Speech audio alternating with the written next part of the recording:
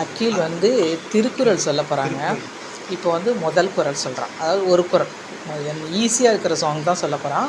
அதனால் இன்றைக்கி வந்து முதல் குறள் சொல்ல போகிறான். டெய்லி ஒரு குறள் சொல்லுவான், இன்றைக்கி ஒரு குறள் சொல்கிறான். சொல்லுமா?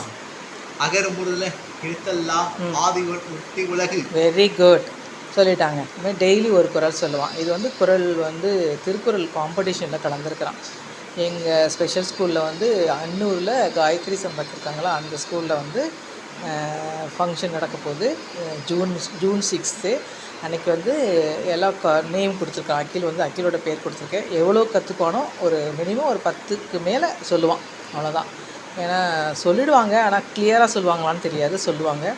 அன்றைக்கி வந்து ஜட்ஜாக யார் வர்றான்னா நம்ம கார்த்திக் சார், சூர்யா சாரோட ஃபாதர் சிவகுமார் சார் வர்றாங்க. அன்றைக்கி அந்த காம்படிஷனில் அவரை பார்க்கலாம்.